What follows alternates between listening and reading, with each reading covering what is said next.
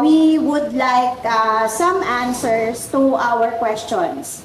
Because last December 21, it was published in the Honolulu Star Advertiser that a shipment of fuel from the Red Hill underground storage facility run by the U.S. Navy is coming to the Subic, Philippines through a commercial tanker called the Yosemite Trader. So after 3 weeks, because it left December 20, more or less, it is estimated to be here now. But as we know, we are not hearing anything about it in the news.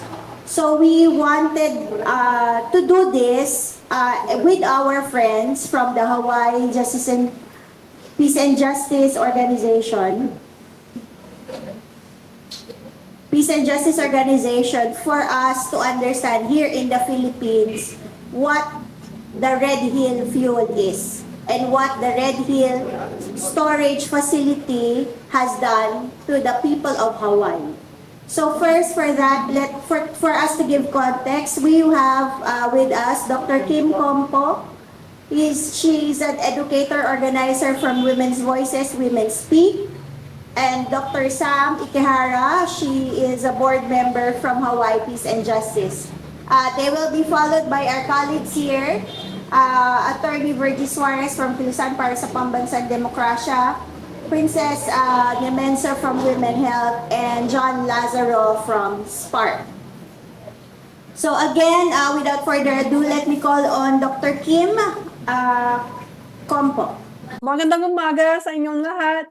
My name is Kim Kompok. I teach at the University of Hawaii West Oahu, and I'm an organizer with Women's Voices, Women Speak, a collective in Honolulu committed to speaking out on the gendered and environmental harms of war and militarization. Thank you so much to the organizers, to this esteemed panel, and to all of you for coming today.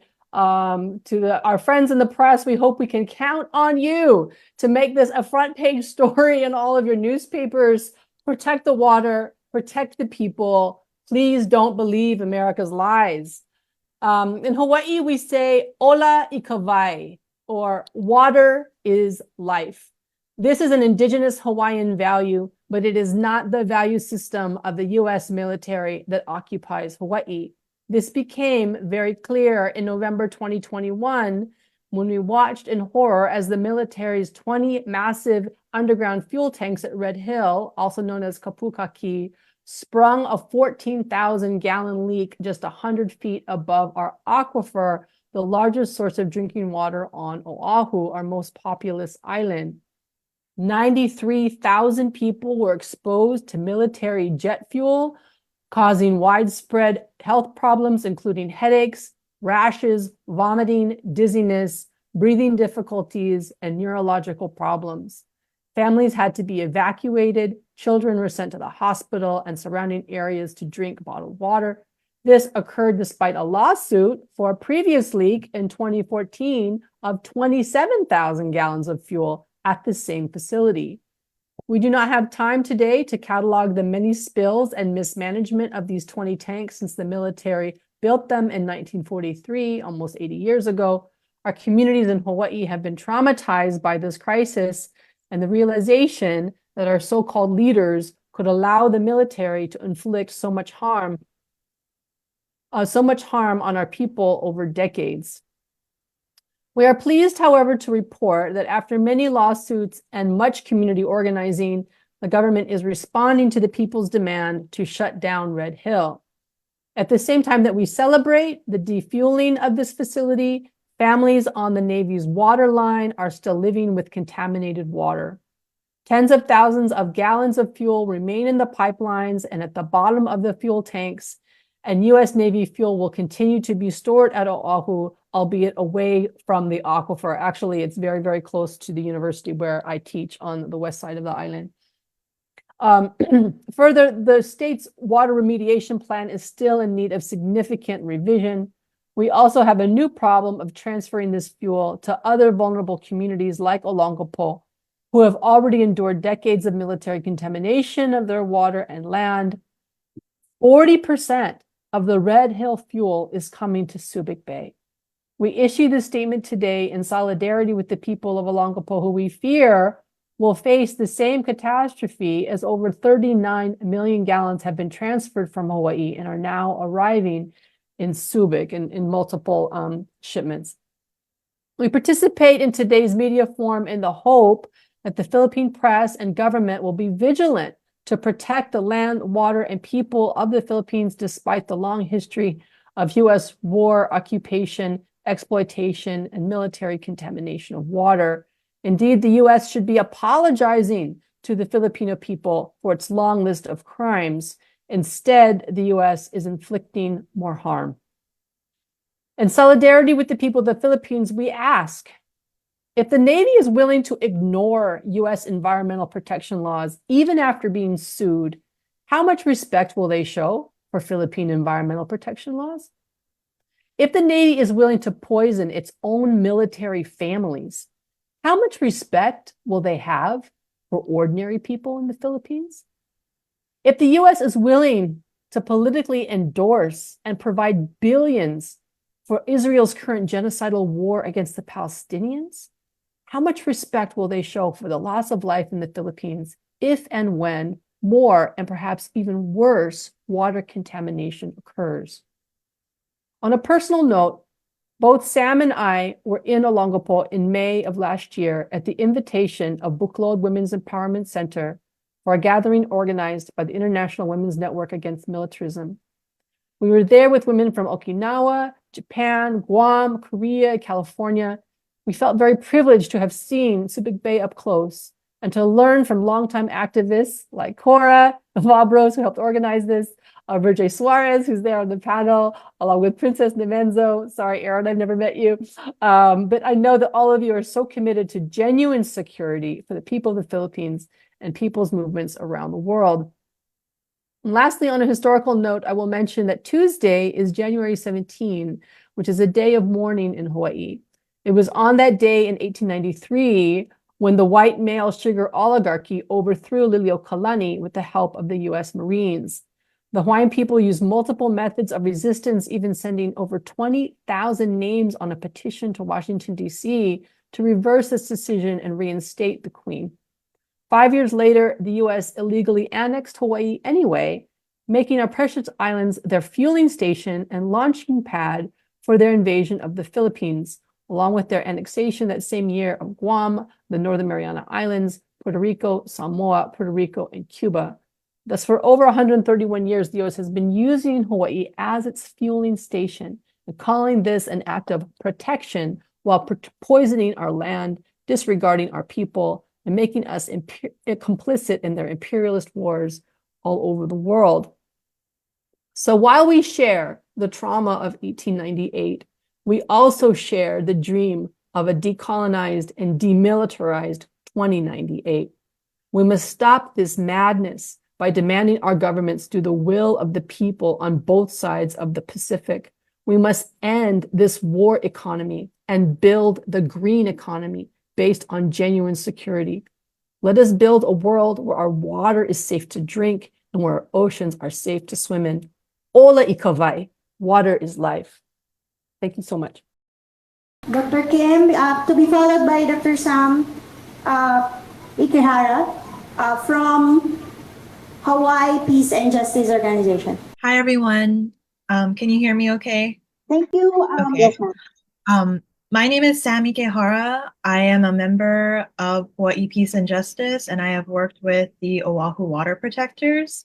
I was born and raised on the island of Oahu, and part of my family traces its genealogy to Taon in Okinawa, another place that suffers from U.S. military occupation and that has seen its waters thoroughly contaminated by the U.S. military.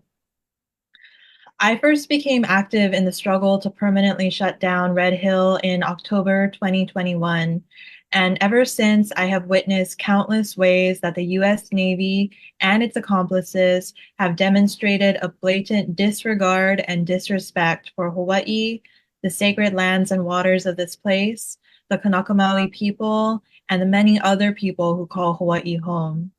The US Navy has lied to the people of Hawaii for many decades about the so-called safety of the Red Hill bulk fuel storage facility, as fuel has continually leaked into Oahu's sole source aquifer since its creation during the Second World War, as Kim mentioned. The public defueling documents that have been released by the US Navy only say that the fuel is being moved from Oahu to Subic Bay. But where in Subic Bay? For how long? To what purposes? Will it be stored at the Philippine Coastal Storage and Pipeline Corporation, which sits right on the ocean and which is right between the Pamula, Pamula Lac-in River and the Bolton River? According to Subic Water, 99% of Subic's raw water is sourced from these very rivers. There is a lot that we still do not know about all of this, which is cause for alarm given that the US Navy has never been transparent with the people of Hawaii regarding their contamination of public waters. They have repeatedly lied to and gaslit the people of Hawaii for decades now. The people of the Philippines need answers and transparency about the ways that their lives will be further endangered, not only by the increased threat of environmental contamination, but also in the ways that an increasing US military presence undermines the country's sovereignty and renders the country into a target.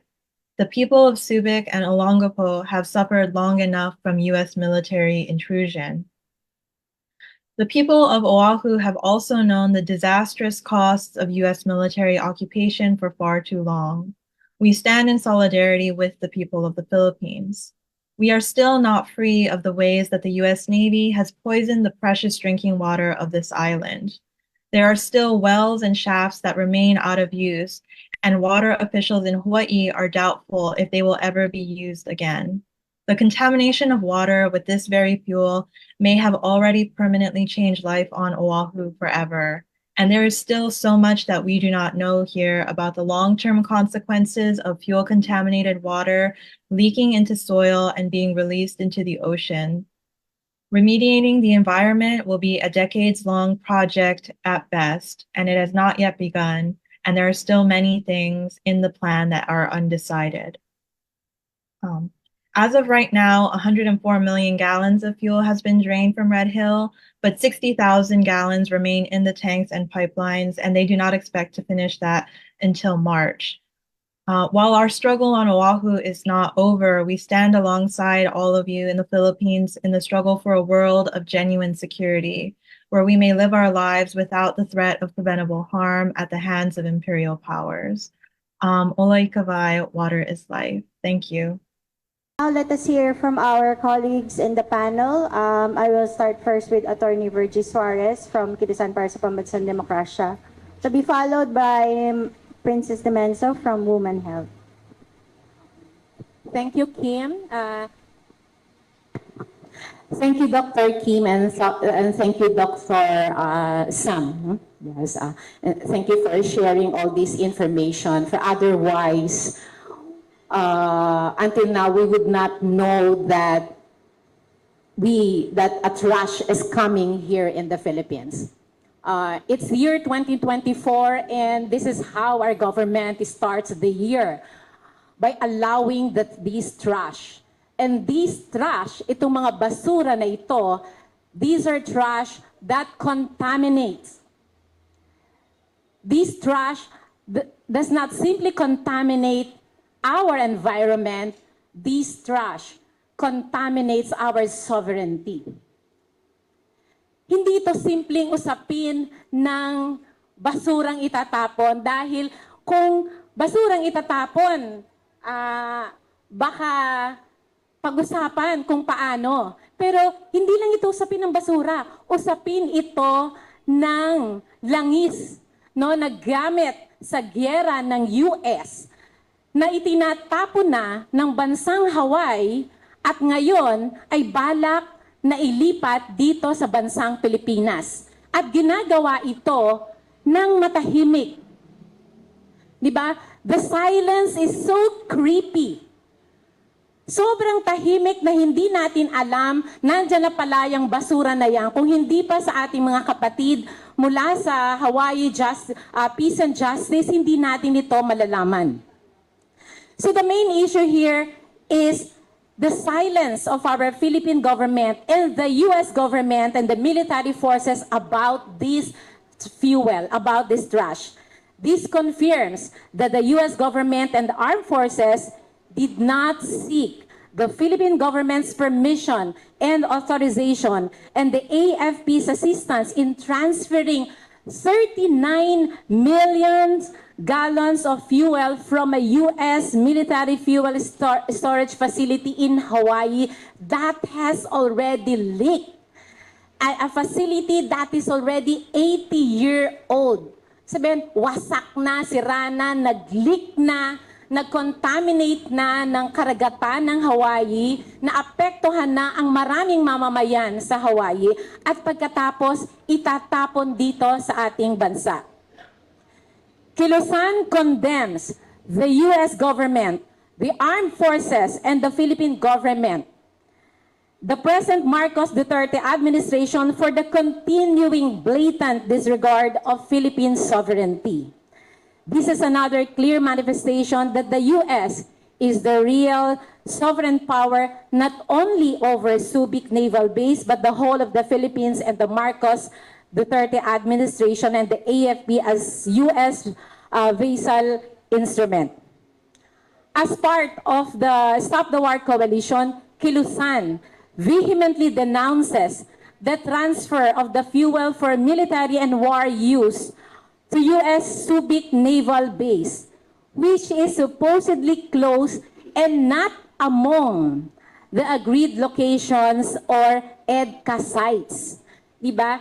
Hindi ito kasama sa EDCA sites. Hindi ito kasama sa agreed locations for U.S. prepositioning of war materials. And yet, walang pasabi-sabi, walang pasintabi, walang pakialam kung makontaminate ang karagatan natin, dadalhin ito sa Subic, specifically sa San Diego. At dahil dito, nananawagan kami from the Stop the War Coalition, kasama ang ating mga kapatid from Hawai'i Justice and Peace, para tutulan ito at ikondena at i-expose ang ganitong gawain ng US at ng ating gobyerno. Mahalaga itong pag-usapan, mahalaga ting i-expose sa gitna ng maraming giyera na sinusuportahan ng US. At tayo narito ngayon kinakaladkad ng US sa kanyang walang pakundangang giyera. Giyera sa Ukraine, giyera lalo na sa Palestine. That's why we take this opportunity to thank and express our solidarity with the people of Hawaii who exposed and gave us this information, exposed the U.S. move as they also fight for the closure of Red Hill, kung saan nanggaling yung fuel, yung pagkarami-raming fuel na yon. And of course, for informing us the corresponding damages that the people of Hawaii have already experienced. And we stand to suffer the same damage if we do not condemn, if we do not stop, if we do not expose itong mga ganitong gawain ng US at ng ating gobyerno. Magandang umaga po sa ating lahat. Sir G, may I now call on to Princess Nemensa from Women Health. In the first place, we ask, why is this happening? Why can the U.S. military, the U.S. government, and military authorities simply decide to transfer 39 million gallons of fuel to the Philippines without any public information or discussion about the issue? We are thankful with our friends in Hawaii who have alerted us to this information. So we ask, why is this happening at this time? And I think there are many, many questions that need to be traced back because this is happening because the U.S. presence, military presence in the country has again been a paramount issue and a presence in the Philippines. Isn't it funny, actually, tragic, that in 1991, the the people, together with the firm decision of the Philippine Senate, terminated the U.S. military bases agreement between the Philippines and the U.S. That was a triumphant move of the people's movement against U.S. dominance in the country. For about 20 years, there was cool relations between the so-called little brown brothers of the U.S. In regard to the Philippines. But again, in 2014 or thereabouts, how come the U.S. bounced back and were able to station military forces once again in the Philippines when in 1991, with the Senate resolution and decision, which is now part of our constitutional provisions in our Constitution, it is stated that the Philippines will no longer be host to any foreign military forces or facilities without a treaty concurred in by the Senate, also through a national referendum of majority votes of the people, including the provision that the treaty must also be recognized by the other contracting party. Very clear is this provision in our Constitution. How come we have allowed the U.S. to come back to the Philippines, in a sense with a vengeance, because they have started with a visiting forces agreement, followed by the EDCA, which provided 5 sites within Philippine military bases, and very recently, under this administration, 4 additional sites. But mind you, all directed towards the comprehensive military strategy of the U.S. against China. These issues alone should worry and concern the Filipino people. But why are these data and information being kept hidden and not subject to public discussion?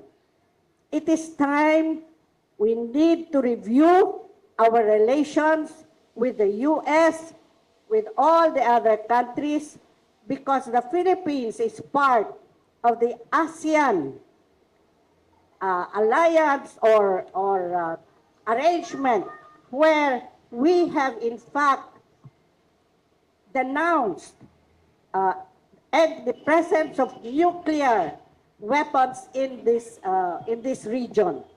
We are part of the nuclear weapons-free zone that we have declared together with our ASEAN members. We have also said that we would have an independent foreign policy.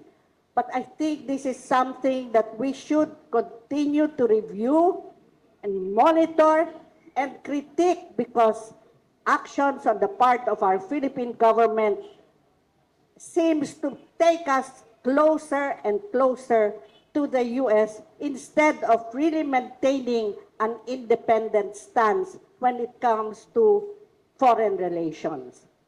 So when we have actions like this, where the U.S. can practically unilaterally transfer things, forces, supplies We don't even know whether they have been transferring already nuclear weapons in this territory because we don't even hear any noise about it. When such information comes, then we should bring this up. Let's make noise, and we would like to arouse the consciousness, the awareness of our people.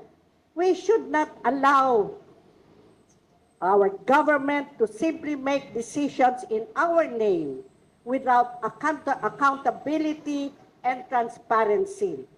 This is, after all, elements of good governance. And it is, in fact, our duty and responsibility as citizens na pakialaman ang nangyayari dito sa ating bansa.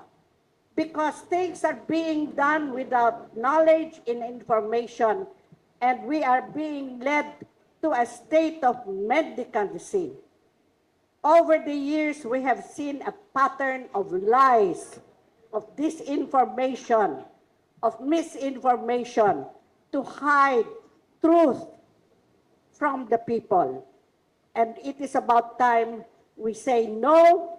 We say we must register our protest.